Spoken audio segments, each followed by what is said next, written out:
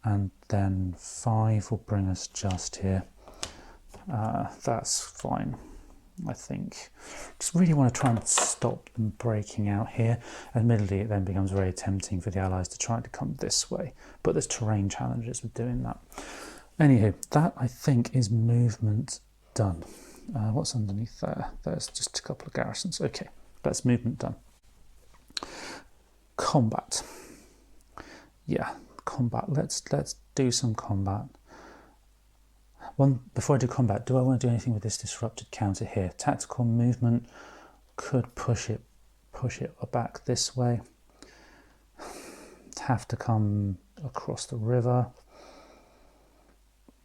Actually, do you know what? I think it would be a bit silly, I think, just to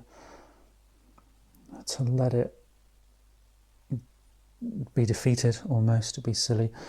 But at the same time, I'm not sure quite what to do with it. It's quite vulnerable. It is a silhouetted panzer unit from the 16th. It's quite a reasonably strong one as well. So I think, yeah, I used the tactical movement just to come back 2 spaces and basically stay out of the way of immediate firing, if you like. Immediate firing from the Allies. Okay, definitely moving on to combat now. And I think we will start up here with the Rangers near the top of the screen. There's like a city battle marker at the moment, which just is applicable if there's another determined defence, really. So the Rangers themselves will be defending on a 4. They have a value of 2 defence, that's doubled thanks to the city. In this battle here, we have 4 defending strength in total, with an elite shift negating any elite modifier for the attackers, but the attackers themselves have 9 in the main attacking force, plus 1. That is making a starting position of 2-1. Now the Germans do not have this counter available this turn because we've moved away from the column on the weather track where that applies, so it's just a straight 2-1. We do have the ASU there, making it a 3-1. Depending on how much I really would like to do it, yeah, let's do it. That's a 4-1 if we're in range. 1, 2, 3. Yep, we're in range. 4-1 against the Rangers. So it's the Hermann Goering unit against the Rangers at a 4-1 in the city. The Rangers just need to think about what they can do, and frankly, not a lot, because the only shift they could have had from there is the Air Force, which is not available this turn. So roll the die on a 4-1. That is a 6. Oh, that's going to hurt the Rangers. So 6 on a 4-1 is a D1, which means the defender loses a step, survivors retreat 3, become disrupted, or conduct determined defence. Attacker may advance up to 3 hexes with mechanised, 2 hexes with non-mechanised. I think that is actually the Rangers dead. Yep, the Rangers have been defeated out of that city. Okay, meaning we can now advance 3, and I think I will in fact advance 3. So, but the question is, do I advance here or do I come down here? The Rangers defeated and Nociera in Fury now free of allied units, still currently controlled by allies, but out of allied units. We have a couple of options. We can either advance into Nociera in Fury and then potentially come down here, blocking off Salerno, or we could come down this way. We don't have to go into the city, even though that was the vacated hex by the defending unit. We can come down this way. We can move 3 hexes with our mechanised units, 2 with our non-mechanised. They're all mechanised. So potentially we can come here and remove a VP. Now, question is, do I really want to do that? Because yes, it takes away VP hex.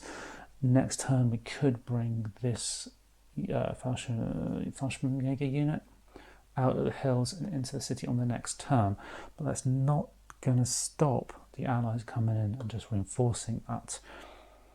So it's a case of, do I want to stop landings by the reinforcements that are going to come over the next few turns, or do I really want to try and create a stranglehold around Salerno? And I think it would probably be sensible to do the latter. So let's bring those in. We'll come in like 1, 2 and 3. So now Salerno is completely surrounded. We have a fair amount of strength on either side. So Salerno is unlikely to be a breakthrough point, to be perfectly honest, but we now have that in German hands, and I'll just place a marker on there to remind myself that it did go back into German hands, and we'll adjust the points later when we do the allied check. Okay, so that's the combat done. And the next combat is probably going to be down the bottom here. I'm still debating whether to attack into the clear. We got a 5. Oh no, that was right. I didn't attack last time because it's completely 1 to 2 with no real support.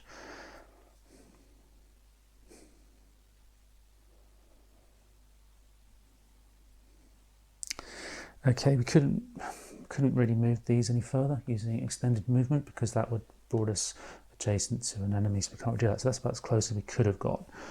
Meaning there's not really a lot of point attacking here. They're pretty much keeping the peace there, so to speak, or just blocking any advance. This stack here, we would have a defense of 2 plus 6. The 6 would be doubled, meaning we'd have a defense of 14 against an attacking strength of just 9. So that would be 2 to 1 or 1 to 2 in the favour of the Allies. With very little we could put in, we couldn't really. No, they're out of range. I think this one's out of range. 1, 2, 3. Yeah, that one's out of range as well. So there's no real column shift support there either. So I think we are actually done with combat.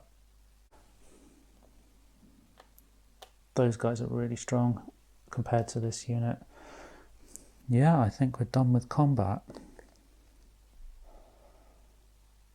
Okay, so in that case we just take off the various markers and check supply and go from there.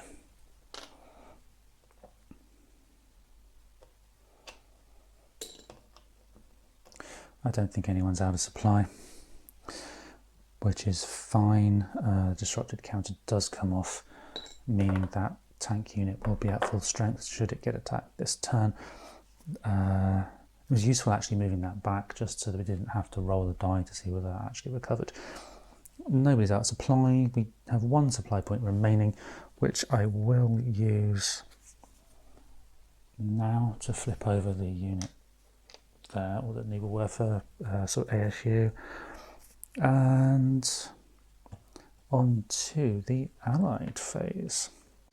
So, reinforcements and replacements for the Allies. They have 2 infantry, 1 Commonwealth and 1 American. Now we can flip a counter if there's a step loss. That's not in an enemy zone of control, is my understanding. We don't have one of those for the Allies or the Americans. Sorry, the British or the Americans on the Allied side. So I think we're basically going to end up just bringing on the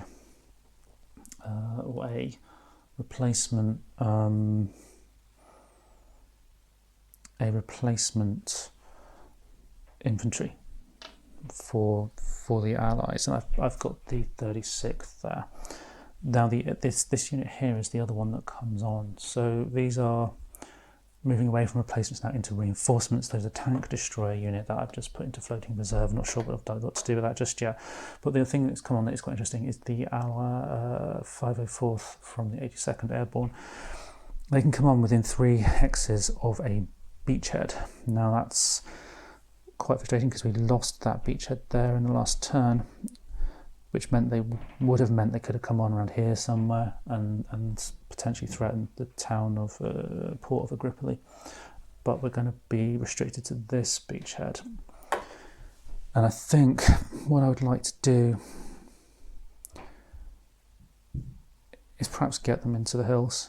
So within 3, 1, 2, 3. Let's try and, I'm tempted to put one here actually to really shore up any punched through by the Germans. Let's do that. Let's pop it here. Now, the way this works is you roll the die, apply a few modifiers, and that modified die result tells you whether or not you've had a successful airdrop.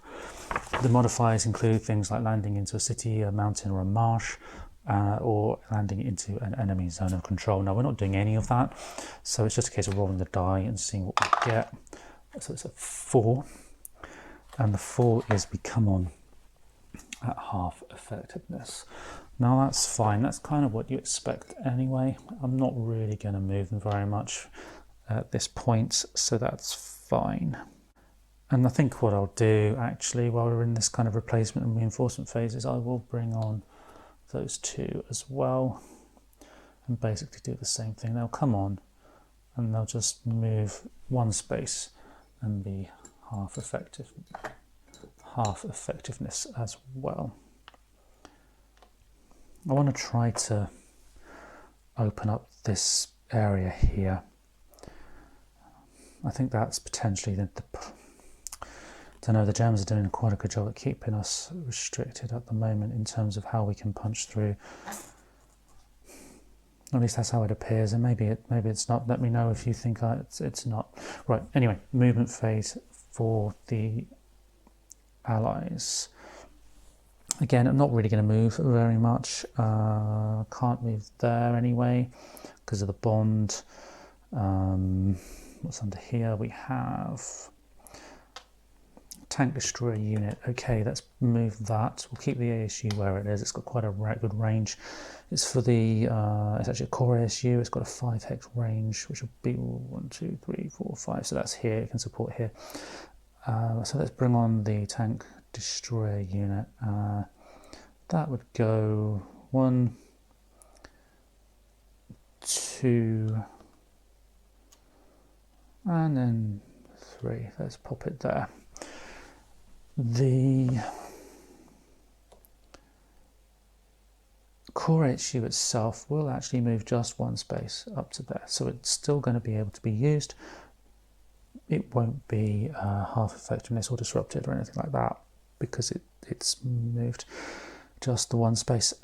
Here we have the 46th Division and some engineers. The 46th, that's the 36th there, so the 46th. Where are the 46th? That's a good question. Are there any of them around? Sorry, the 45th. Yeah, the 45th are here. So let's bring the engineers up, stack them with the core ASU, leaving that one to support in other places. This couple of units here, they're going to come on up that hill and maybe not attack, but certainly be in a position to do that should we choose to against the 29th Panzers. Okay, so the Americans have all moved as much as I want them to. The British, well, I think the first thing we're going to have to do is get that back into our own hands and then also stop that guy being isolated and also potentially try and get through the pass, because if we do that we can come up this road here around the back of Avellino, and also potentially get to the VP Hex, which is just here as well, which is the, it doesn't actually say, it's near Sant'Angelo di Conso, but it's actually just in the hills outside that. Yeah, let's do that then. Let's move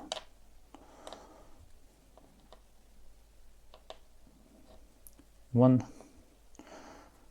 and then 2, flipping that back over to Allied control.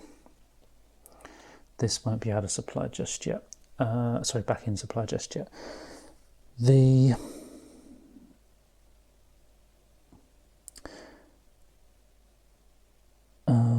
next thing to do, I think I will just leave my 56th there for now, because I want to stop any potential advances by the Germans onto the beachheads. I've learnt that lesson already. But what I will do possibly is move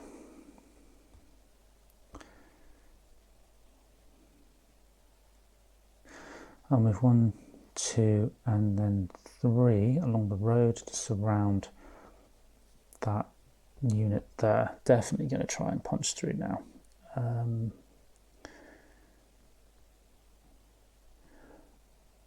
Which means if I'm going to try to do that,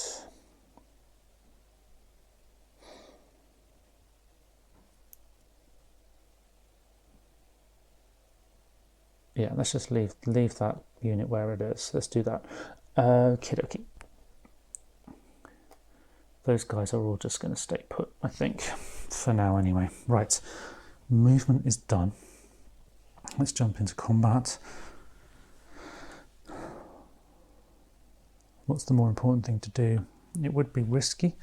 Attacking down the bottom here, we have attacking strength of 10 against a defending strength of probably best part of 20. That's not so good. We don't have any support per se. Well, the core ASU we would have. That would only bring it to a 1-to-1. That's probably not worth the effort, quite frankly. Now over here is perhaps more important, because we've got a baseline attack of 10. That's pretty good. And these guys have a defending strength of 12, so that's going to be a 1-to-1. The ASU does not contribute its defensive strength because it's in a hex with others, so that's good.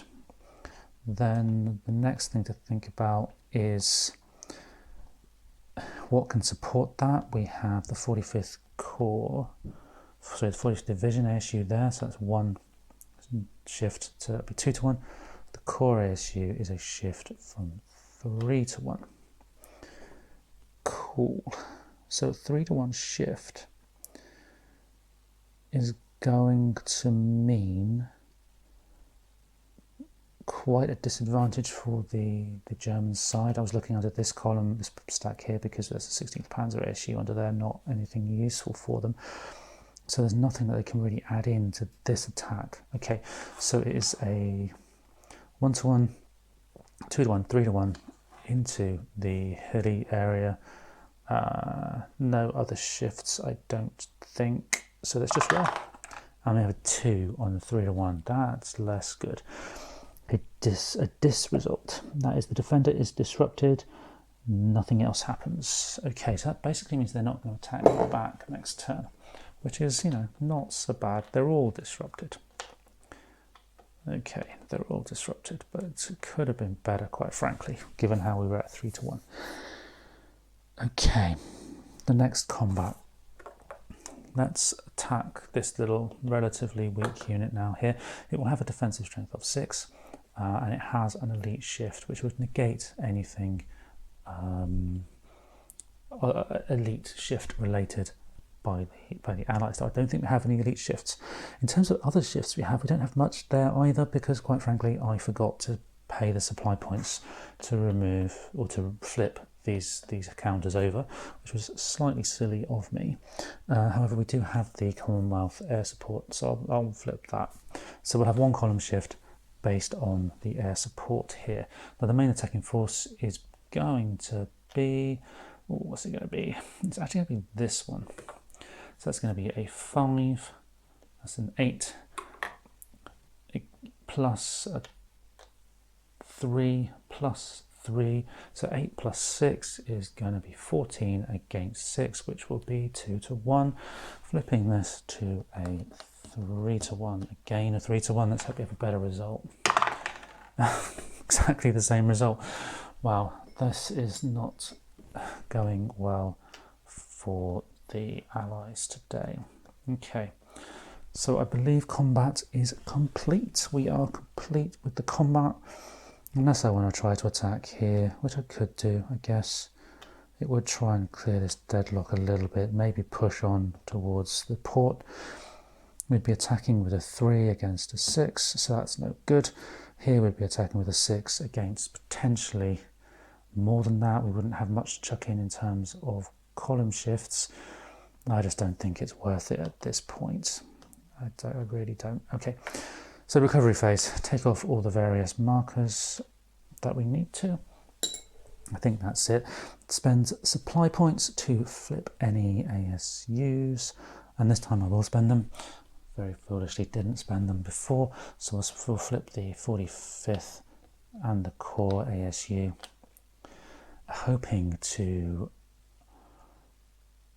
get some more supply points next turn in terms of supply points from the weather track.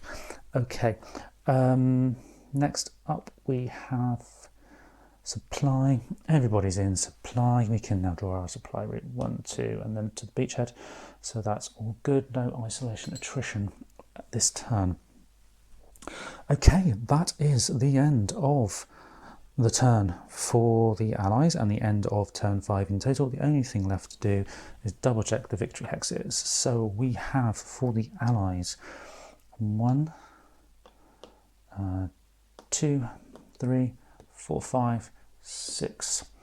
We have 6 points for the Allies, but we need to deduct 2 for the units there that were removed last turn, meaning we are still on 4, and we are just 3 points away from the threshold, meaning we're not far off that sudden elimination score. But we're not quite there yet, meaning in victory point terms, nothing much happened there. Okay, end of the turn, end of this video. Thank you for watching, and I will see you for turn number 6.